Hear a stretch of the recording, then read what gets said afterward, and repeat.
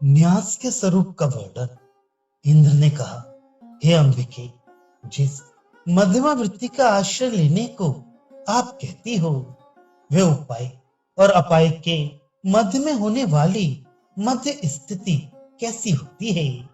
सभी लोग उपाय और अपाय इन दोनों क्रियाओं का आश्रय लेते हैं। निषेध और विधि शास्त्र में कर्म के स्वीकार और निषेध, इन दोनों की उपाय और अपाय रूपता स्पष्ट रूप से देखी जाती है। श्री ने कहा, हे देवेश, कर्म की गहन गति 3 प्रकार की होती है। आप मेरे द्वारा कहे गए निषेध और विधि शास्त्रों से उन तीनों को इस प्रकार समझो।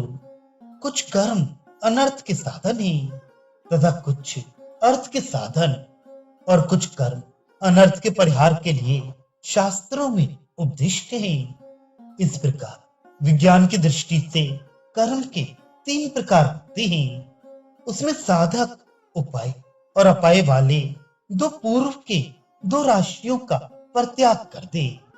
हिंसा आदि अपाय संज्ञक हैं और ज्योतिष्टोम आदि उपाय संज्ञक हैं। प्रायश्चित आदि अनर्थ परिहार संज्ञक हैं। अनर्थ परिहार नामक तृतीय कर्म 2 प्रकार के कहे गए हैं। चांद्रायण आदि प्रायश्चित से उत्पन्न अनर्थ के नाशक होते हैं। नित्य से नैमित्तिक आदि आगे होने वाले अनर्थ के परिहार करने वाले होते हैं। इसमें उत्पन्न अनर्थ का नाशक प्रायश्चित आदि अंश वाला कर्म मनीषी पुरुष को नहीं करना चाहिए। ये उन 3 में प्रथम विधि है। अब उनमें द्वितीय वेद कहते हैं, क्रियमाण नित्य नैमित्तिक आदि जिस कर्म से कोई लाभ ना हो किंतु किसी प्रकार का अनर्थ ना हो, उस कर्म को अवश्य करना चाहिए। उपाय और अपाय के मध्य रहने वाली यह वेद की निष्ठा है। इस स्थिति में जगन्नाथ भगवान के शरण में स्थित होना चाहिए। एक बार भी भगवान के शरण में जाने वाला सकृत कृतः इस शास्त्र वचन के अनुसार एक बार भी भगवत शरणागत होने से पुरुष का उद्धार कर देता है। यह प्रपत्ति रूप निष्ठा उपाय का संयोग और अपाय का संयोग करने वाले पुरुष को हीन बना देता है। इस प्रपत्ति रूप निष्ठा में अपाय अपराधी हो जाने पर तत्क्षण प्रायश्चित करे। फिर प्रायश्चित कर लेने के उपरांत उस प्रायश्चिति को पुनः भगवत शरणागत का संकल्प करना चाहिए। यतः ज्योतिष्ठोम आदि को मोक्ष का उपाय मान लेने पर शरणागत की निष्ठा प्रच्युत हो जाती है, इसलिए उसे ना करें। धर्म में कोई अपराध ना हो, कुल का पालन होता रहे, लोक संग्रह बना रहे, मर्यादाओं की रक्षा होती रहे। इसलिए हमारे और श्री विष्णु की प्रीति के लिए बुद्धिमान वेद प्रतिपादित आचार का कदापि उल्लंघन न करे।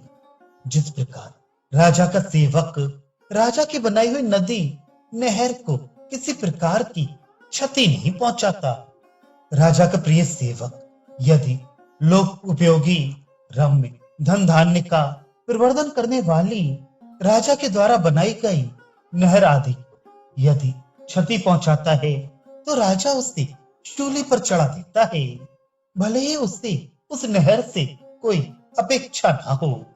इसी प्रकार मनुष्य भी ईश्वर प्रतिपादित वेद की मर्यादा का उल्लंघन करता है तो वह राजा का प्रिय होने पर भी अप्रिय हो जाता है, क्योंकि उसने मेरी आज्ञा का उल्लंघन किया है। बुद्धिमान पुरुष सब प्रकार के उपायों का आग्रह मन से भी परित्याग कर दे, केवल शरणाश्रय शरणागत का ही आश्रय करे। अपाय और उपाय इन दोनों प्रकार के प्रयत्नों को छोड़कर मध्यम मार्ग शरणागति का आश्रय ग्रहण करने वाला साधक सारे सांसारिक क्लेशों को पार कर सर्वथा निर्मल पद को प्राप्त कर लेता है। मात्र एक शरणागत ही संसार समुद्र से पार करने वाली है। यही अज्ञों को भी शरण देने वाली है और विज्ञों की भी शरण स्थली है। संसार सागर को पार करने की इच्छा करने वाले साधकों को यही पार करती है। अनंत पद प्राप्त करने की इच्छा करने वालों को भी यही अनंत पद प्रदान करती है। पाप हो जाने पर, प्रायश्चित के प्रसंग उपस्थित हो जाने पर साधक देवादिदेव महाविष्णु की पत्नी मुझ लक्ष्मी की शरण में आई। सभी उपायों को त्याग दे और केवल मेरे शरण का ही आश्रय ग्रहण करे। ऐसा करने से वे सारे पापों को नष्ट कर धीरे धीरे मुझे प्राप्त कर देता है। इस उपाय में लगा रहने वाला पुरुष संपूर्ण भोगों को भोग कर अंत में विरक्ति प्राप्त कर परम पद को प्राप्त कर लेता है। यद्यपि यह न्यास योग, आत्म समर्पण, शरणागति, आत्म त्याग क्षण काल में किया जाता है, तथापि मेरे मत से इसका पालन अत्यंत दुष्कर है, क्योंकि इसमें महाविश्वास की आवश्यकता होती है। जो महाविश्वास अत्यंत दुर्लभ है। सर्वथा कामना से रहित निष्काम कर्म करने वाले शिष्ट ही इस शरणागत मार्ग का सेवन करते हैं। चाहे निष्काम हो चाहे सकाम हो, सभी लोगों को अपनी सिद्धि प्राप्त करने के लिए मेरे मंत्रात्मक शरीर की अर्चना करनी चाहिए।